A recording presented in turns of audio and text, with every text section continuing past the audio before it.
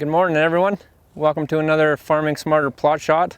My name is Trevor Deering and I am a second-year research associate here in charge of contract research. And these are my summer students for the season. We have Michaela Gateman and Sarah Gateman. We make up the contract crew. Today we're out in the field and we are working on the CARA soil benchmarking project, where we're contracted through CARA to help them in the southern Alberta region. And with this project, we're doing a benchmark study. So this season, we're visiting 33 fields.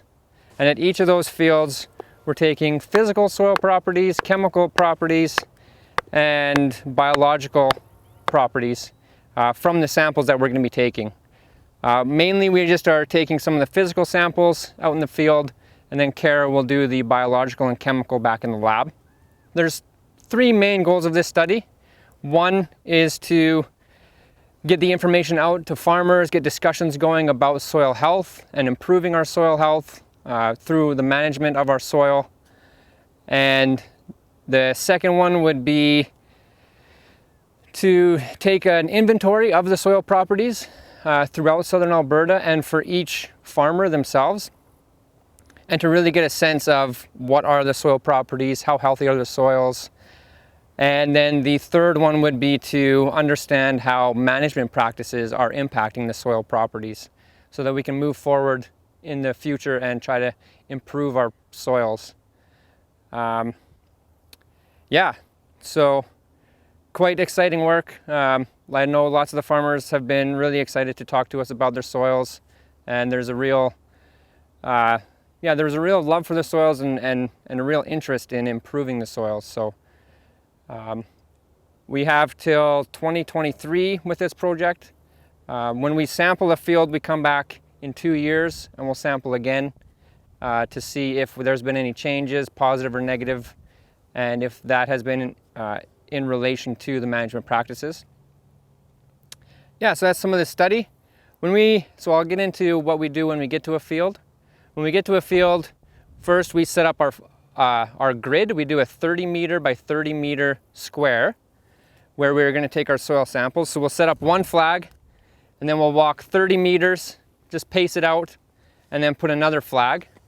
Once we have the grid set up, then we start with our soil sampling. And first thing we do is we set up our infiltration rate test, because that is usually our limiting factor for time. Usually takes the longest. So we want to make sure we get that set up and see how long that's going to take.